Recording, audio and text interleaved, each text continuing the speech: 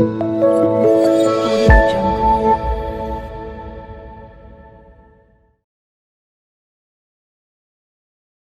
this neural network using scikit-learn. So all these equations and all, you don't have to write anything from scratch in Python, because we already have this scikit-learn library which does all these computations in the backend, right? So we just need to use that library to implement a neural network and get our desired result. So for this algorithm, I have taken an example of a prediction task, which is again a classification task, where we need to predict whether or not a patient has diabetes based on certain diagnostic measurements.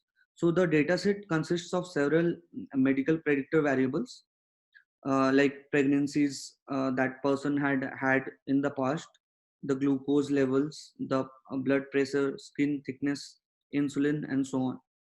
And we need to predict the outcome, right? So based on these parameters, we need to predict this outcome. So we have a training set. We have a data set here called diabetes.csv, which I import, right? And then we can check the head of it. Also, when I check the info, I see no null values. So I can proceed because I don't have to drop any null values. Every column is complete. Okay. Now I define my dependent variable, which is outcome, and my independent variables are all the columns apart from the outcome. So I have written that. And now, as usual, I do a train test split of the entire DF data frame, right? So for that, I use the train test split function, which is available again in sklearn.model selection. Here I have taken a test size of 20%. So 80% of my data will go into training set, and 20% of the data will go to my test set. And this is how I have generated xtrain, xtest, ytrain, ytest. Okay.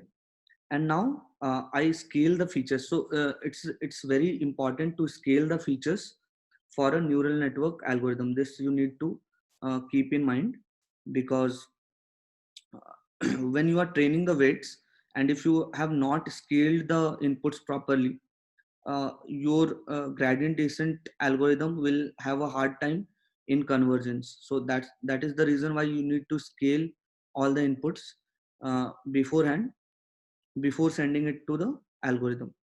So here I have used the library standard sklearn, from which I'm using the standard scalar scaling method. So I fit this on train, and then I transform the xtrain and xtest using the scalar object that I have created using dot fit. Okay. So I have scaled my inputs. Please note that I have not scaled y, because those are 0 and 1 values. Okay.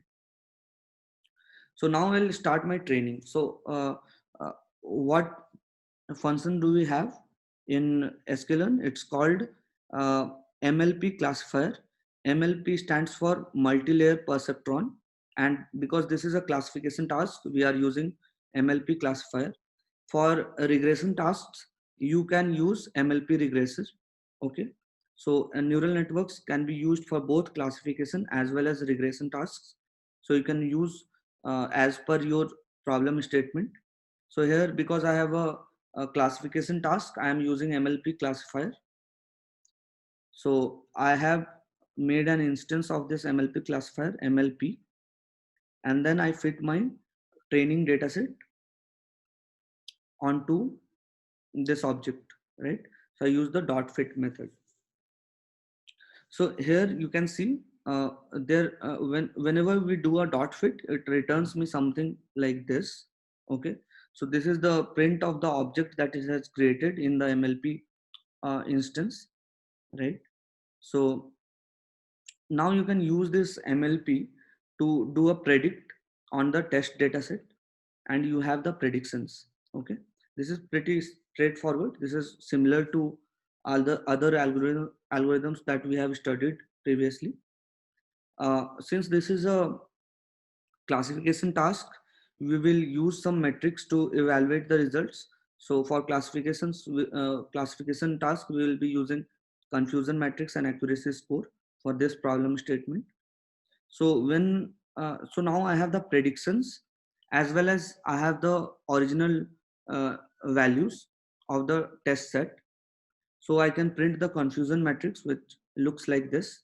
So 13 and 28, these are my wrong predictions. 82 and 31 are my correct predictions. And the accuracy score comes to be 73%.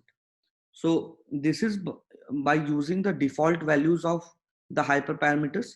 I have not tuned any of the hyperparameters. So all these values that you see here, these are the default values for the MLP classifier class, right? So I have not changed any one of them.